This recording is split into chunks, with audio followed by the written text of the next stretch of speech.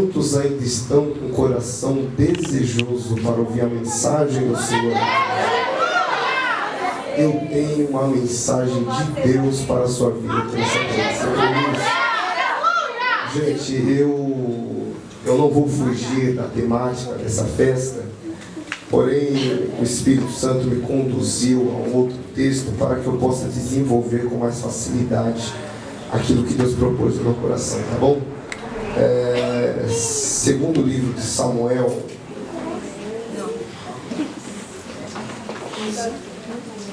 sexto capítulo, segundo livro histórico de Samuel, capítulo de número 6.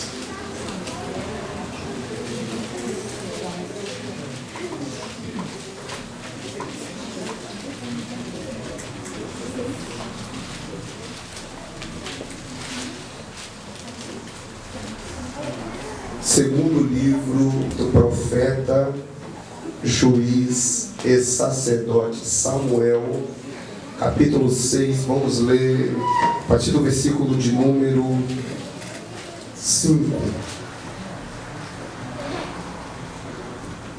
Davi e toda a casa de Israel festejavam perante o Senhor com toda a sorte de instrumentos de madeira, como também harpas, saltérios, tamborins, pandeiros e símbolos.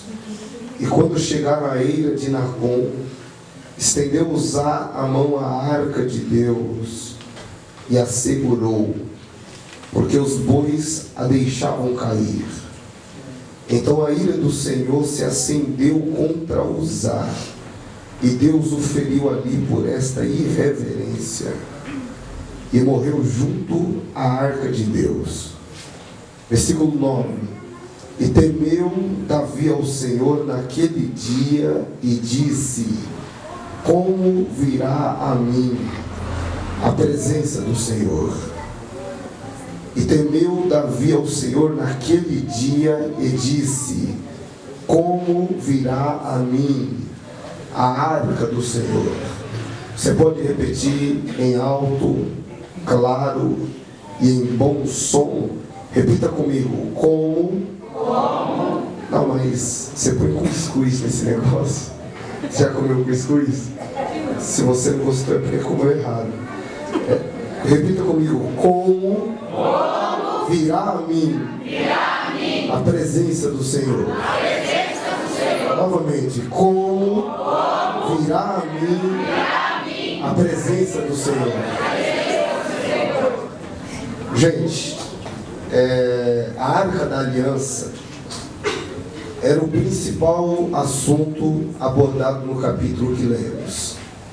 E não é por coincidência ou simplesmente conveniência que a Bíblia dá tanta ênfase a este objeto sagrado. A princípio, eu preciso dizer a vocês que a arca era a principal simbologia da presença de Deus no Antigo Testamento. Êxodo, capítulo 25, fornece uma descrição detalhada sobre o que era e o que representava a arca para a cultura hebreia. Em minhas palavras, de uma forma bastante rasa, baseado no livro do Êxodo, eu digo a vocês que a arca era uma espécie de caixote. Esse caixote era feito de madeira de cetim, ou acácia, como queiram, uma madeira resistente buscada nas penínsulas do Sinai. O caixote era largo, comprido e profundo o suficiente para guardar 3 elementos que marcaram a história de Israel e por isso estavam lá dentro, para não serem esquecidos. Primeiro, o Decálogo, que eram os 10 mandamentos dados por Deus a Moisés, escritos nas tábuas da lei. O segundo era uma pequena porção do maná, que foi a providência diária que acompanhou o povo durante 40 anos de peregrinação. E por fim, a vara de Arão, que floresceu para a confirmação do seu ministério sacerdotal. Esses três elementos guardados dentro do caixote estavam protegidos por uma tampa. A tampa da arca chamava-se propiciatório. Era de ouro puro, mas ganhava-se destaque aquilo que estava em cima dela. 2 querubins de ouro. Tinham os seus rostos voltados para dentro da arca. As suas asas tocavam-se nas extremidades, formando um círculo, que era o sinal da aliança de Deus com os homens. E quando a arca é concluída, ela ganha uma palavra especial de Deus. O Senhor fala com Moisés: eu me assentarei no meio dos querubins de ouro. Ou seja, a arca era uma espécie de trono de Deus nessa terra. Foi o lugar que Deus escolheu para se assentar. Sabendo disso, o capítulo que lemos na oportunidade revela-nos o interesse de Davi em trazer para perto de si a presença de Deus, em trazer para o seu trono o trono de Deus. Haja vista que foram 2 as tentativas de Davi em trazer a Jerusalém a arca de Deus, porque a primeira, como lemos, foi uma sucessão de erros que culminou na morte de um filho de sacerdote. E o modo que Davi se comportou é um exemplo de como não devemos se comportar diante da presença de Deus. Porque Davi colocou a arca em cima de um carro para ser puxada pelos bois. Mas quando um dos bois tropeçou, porque o terreno era de difícil acesso, o filho do sacerdote, levado pela emoção, tentou segurar a arca. Errado. A ira de Deus se acendeu contra ele e foi fulminado na mesma hora. Isso é um exemplo claríssimo de como não devemos se portar diante das coisas de Deus. Porque Davi colocou a arca em cima de um carro por motivos óbvios. Ele queria ter conforto e chegar mais rápido. Conforto e rapidez é bom, mas isso é bom para a nossa vida secular. Porque quando se trata de presença de Deus, quando se trata de responsabilidade ministerial, quando se trata de servir a Cristo ou carregar a cruz, no mínimo, você deve desconfiar do conforto. Você deve ter medo das facilidades. Até porque é melhor você começar difícil para um dia terminar fácil, do que escolher as facilidades da vida, se enrolar e terminar difícil. O conselho que o Espírito Santo de Deus te dá é: aceite. Aceite a forma que eu conduzo e trabalho na sua vida.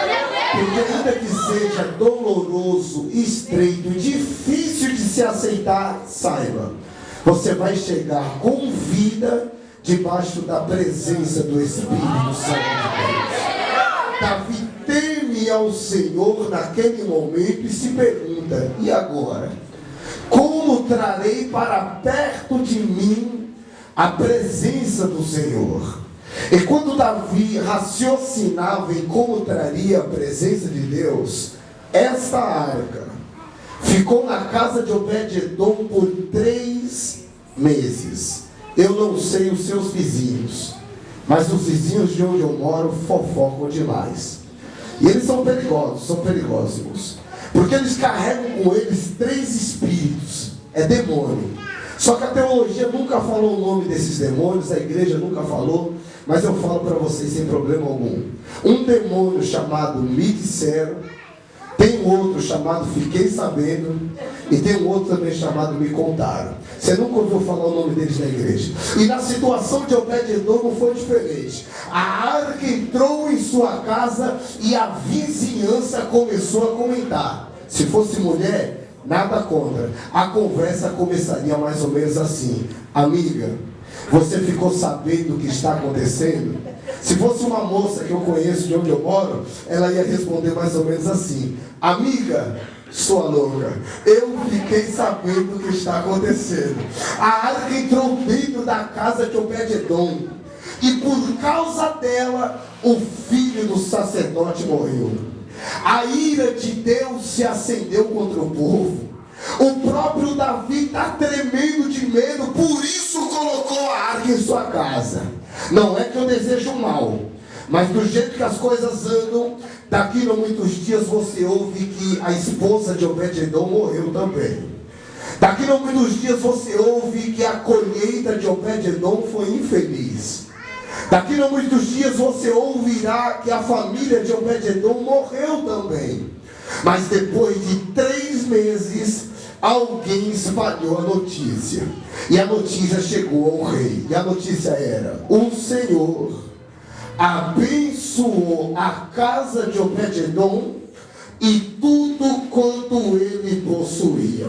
Vou repetir: o Senhor abençoou a casa de Obed-Edom e tudo quanto ele possuía.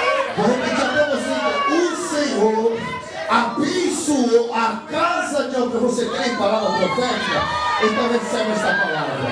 Se a notícia mentirosa da sua derrota chegou longe, fica tranquilo, porque depois dessa festa, mais longe ainda, chegará a notícia da sua vitória. Em 3 meses, Deus abençoou a casa de Obed-Edom. Mas espera aí, isso foi com 3 meses de arca em sua casa. Eu disse 3 meses de peraí, 3 meses.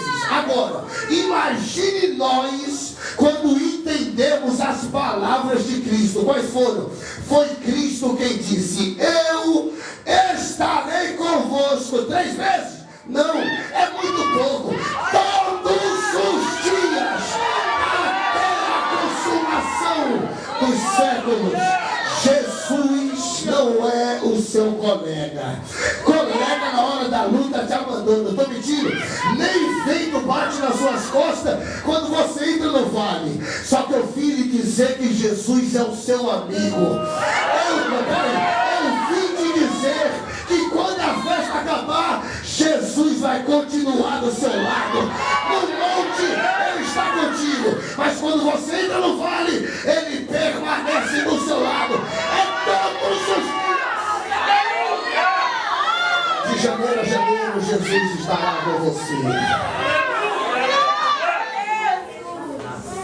Depois de 3 meses, Davi se resolve executar a pergunta: como trarei para perto de mim a presença de Deus? Agora escute isso aqui. Eu vou te dar 3 atitudes que Davi tomou para ter êxito em carregar a presença de Deus aqui nessa terra. Só que antes de eu falar isso, eu preciso dizer a vocês: eu estava 3 dias acampado no monte. Isso eu faço, é algo meu que eu faço desde os meus 14 anos de idade. E eu fico acampado lá sem comer absolutamente nada, numa barraca, para Deus falar. Tem que chover, chove, molha a barraca, você dorme na lama, mas o Espírito Santo fala. E o Espírito Santo falou comigo. E o Espírito Santo me disse: em 3 meses. Tem crente espiritual aqui nessa noite? Se você acha que veio um jovem frio pregar para você, eu vim cheio do Espírito Santo e dizer: a presença do Espírito Santo vai estar com você nessa noite. Em 3 meses, Deus mudou a história de Obed-Edom, correto? Deus abençoou a família, a colheita, Deus virou o cativeiro, escreveu uma nova história. Mas peraí, isso foi com 3 meses de arca lá. Só que tem um negócio: antes da arca chegar em Obed-Edom, ela ficou 20 anos na casa do sacerdote. E a Bíblia não descreve nenhum milagre. Por quê? Deus gostava mais de Obed-Edom do que do sacerdote Abinadab. Deus vai com a cara de uns e não vai com a cara de outros? Não é isso, sabe o que é? O perigo do tempo. O tempo é bom, porque o tempo amadurece um fruto. Mas se o tempo for demais, desconfie, porque ele também apodrece um fruto.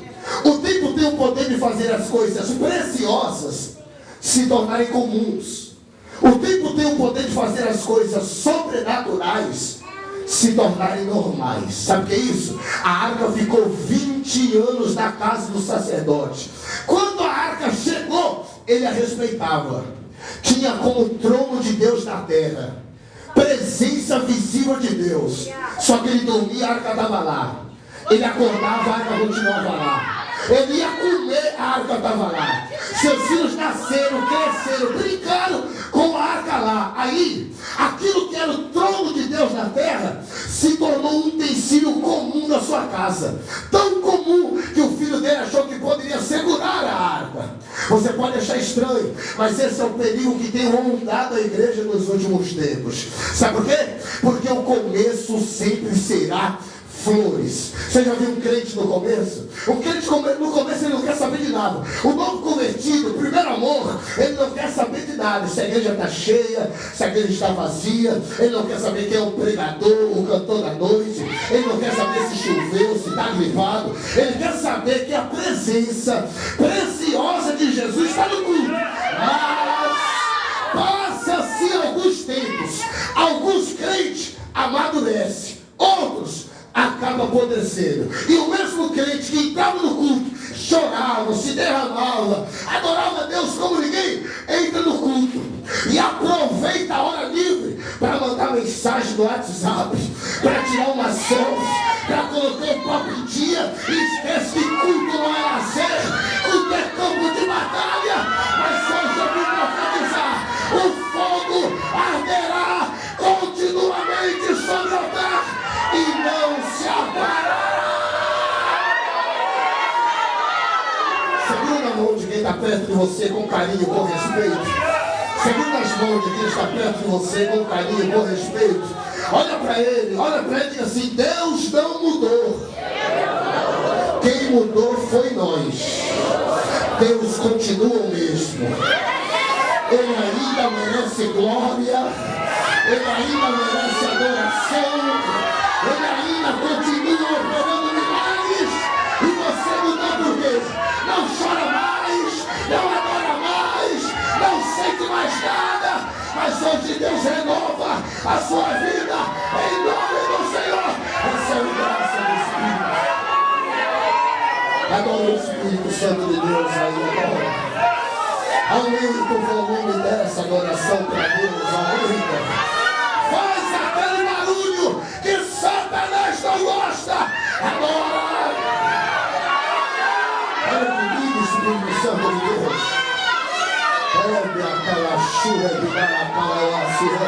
Levanta as mãos, levanta as mãos, levanta as mãos. Eu profetizo sobre estes jovens e profetizo sobre esta igreja o fogo, a presença, a glória que queima no seu coração não vai se apagar até o arrebatamento da igreja. Em nome do Senhor, recebe esta palavra.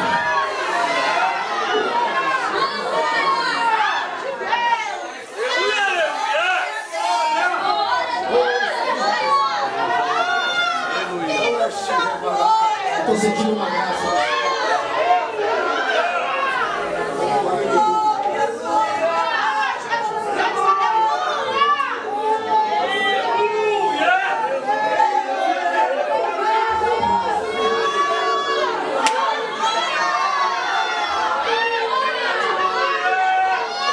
Ainda queima no seu coração a presença do Espírito Santo?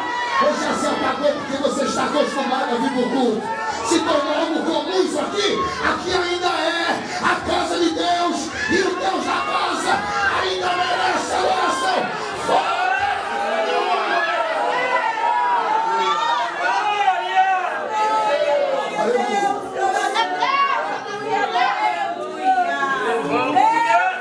Responda com sinceridade. Responda com sinceridade. Glória a Deus, aleluia.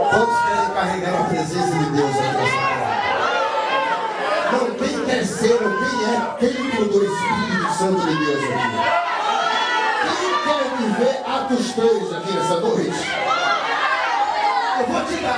Eu vou te dar 3 atitudes que Davi tomou, se não tiver tempo 2. 3 atitudes que Davi tomou para ter êxito em carregar a presença de Deus aqui nessa terra. Primeiro, pode doer um pouco. Davi obedeceu o que estava na palavra do Senhor. Davi leu a lei e percebeu: a arca não é para ser levada em cima de carro, nem para ser puxada pelos bois.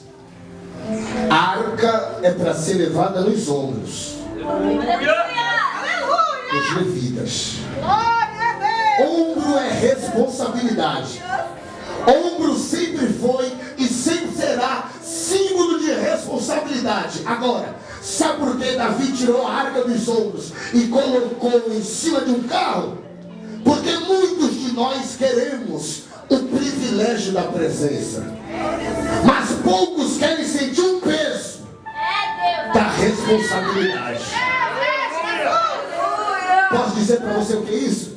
É crente que só quer aparecer na hora da foto. Pastor Dilson, na hora da selfie, ele está lá. Se for mulher, é forte. na hora da selfie ele está lá. Na hora de cortar o bolo, de fazer a festa, de comer o churrasco, está lá. Mas na hora de cavar poço, na hora de chorar com os que choram, na hora de carregar lenha, na hora de sentir o peso. Ó, só que tem um negócio: Deus não unge bois, Deus unge homens. Deus não unge métodos, Deus unge homens. Deus não unge estratégias, Deus unge homens que executam as estratégias de Deus. O negócio é com você. Davi leu. Ele só percebeu quando leu. Um dos sinais do avivamento, ou um dos sinais do falso avivamento, é o que aconteceu no versículo 5. E Davi saltava e festejava com Israel, com todo instrumento de madeira, harpa, saltério, tamborim, pandeiro, símbolo. Sabe o que é isso? Tinha festa, tinha pulo, tinha instrumento, tinha música, mas esqueceram de observar. Aleluia. Abacuque capítulo 3, versículo 1 diz: ouvi a sua palavra e temi. Aleluia. Aviva, ó Senhor, a sua obra. Não há avivamento sem observância das escrituras sagradas. Glória a Deus, aleluia! Eu vou dar 2 minutos da minha mensagem para explicar isso aqui. Se você entender, aumenta o volume de adoração para Deus, hein? Eu vou dar 2 minutos para, como dizia um professor de mestrado que eu fiz aula, isso daqui não é para qualquer cabeça. Se você entender, aumenta o volume de adoração para Deus. Provavelmente, escuta isso aqui, provavelmente Davi leu Números capítulo 7. Mas você sabe o tabernáculo? O tabernáculo de Moisés, ele era móvel, portátil. Por quê? Porque o povo não ficava parado. Quando a coluna de nuvem ou coluna de fogo se movia, eles desarmavam o tabernáculo e seguiam a nuvem. Quando a nuvem parava, eles armavam o tabernáculo e adoravam a Deus até uma segunda ordem. Correto? Só que o negócio, não era qualquer pessoa que poderia levar as peças do tabernáculo. Era somente a tribo de Levi. Somente os levitas eram autorizados a carregar as peças do tabernáculo. Só que tem um negócio que talvez você não sabia, permita-me explicar. A tribo de Levi era dividida em 3 famílias principais. Escuta, a primeira, a família de Gerson, que eram os gersonitas. A segunda, família de Merari, que eram os meraritas. A terceira, guarde isso, a família de Coate, que eram os coatitas. O que acontece? Quando o tabernáculo foi construído, Números diz que Moisés ouviu Deus falar: entrega bois e carros para levar as peças do tabernáculo. Aí Moisés pegou tantos bois e tantos carros, deu para a família de Gerson. Pegou tantos bois e tantos carros, deu para a família de Merari. Mas quando chegou na família de Coate, Deus disse: para os coatitas você não vai dar nada, porque sobre eles está a responsabilidade de levar as coisas santíssimas, é para se levar nos céus. Imagine a situação desigual no deserto.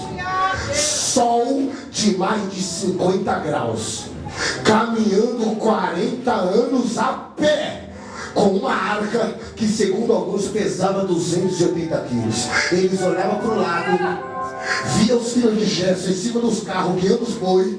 Os filhos de Gerson olhavam para eles e diziam: coitado de vocês, eu não queria estar na pele de vocês, andando a pé, com uma arca de 280 quilos nos ombros, em um sol de mais de 50 graus, em um deserto como esse. Os filhos de Coate olhavam para eles e diziam: é verdade, Deus comprou mais de nós.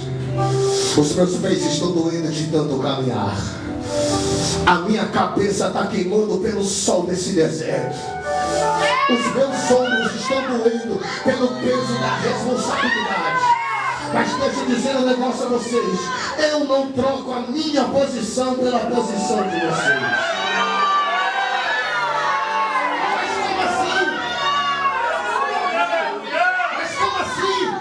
Nós estamos no maior bem bom. Estou em cima do carro, estou sentindo o ventinho do deserto, não fiz esforço, não está doendo nada, eu estou no maior bem bom. Eles olhavam para o lado e diziam: vocês estão no bem bom, não está sofrendo, está em cima dos carros, não fez esforço. Só que tem um negócio: somente nós podemos carregar a presença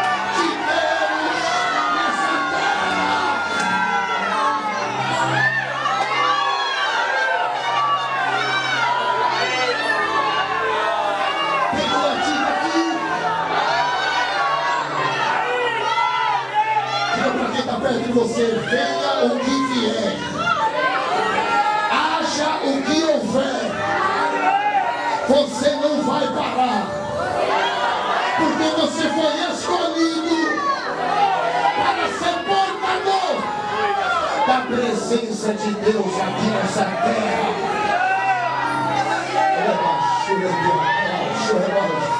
Você tem o Espírito Santo dentro de você. Se valorize.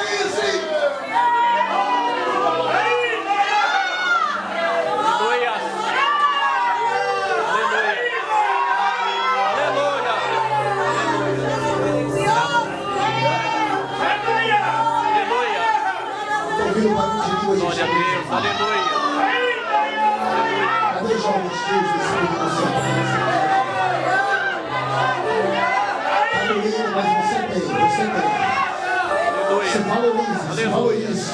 Você não é qualquer pessoa. Se alguém disser que você não é ninguém, diga: ninguém vai me impedir o que Deus preparou para mim. Você tem valor.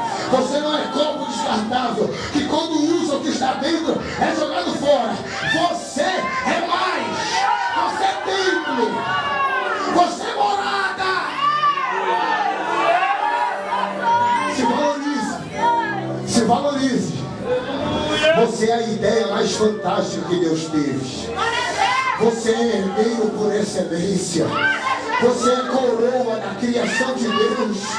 Você é templo do Espírito Santo de Deus na terra. Se valorize.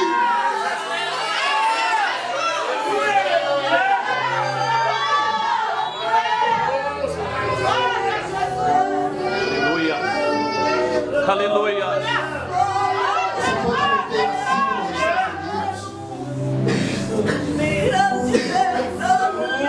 meter assim nos Estados Unidos. Você pode não morar na Noruega, nos Jardins, Morumbi, Vila Nova Conceição. Você pode não morar no Jardim Europa. Você pode não dirigir o carro ou a moto que você sonhou. Você pode não ter muitas coisas que você imaginou. E você entrou frustrado porque nasceu em desvantagem, porque os seus pais nunca tiveram condições, a sua família é humilde. E você olha as pessoas que nunca tiveram a chance, e você tem que adorar a Deus, conseguir as coisas muito mais fáceis, e você sente que é injusto. Você parece que nasceu para sofrer e pensa todo dia nisso. Só que eu tenho algo para dizer: você tem aquilo que o mundo queria ter.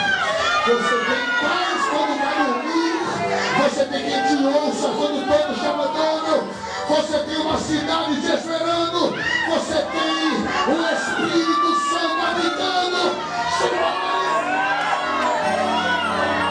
Eu vou dar um minuto para você adorar a Deus hoje.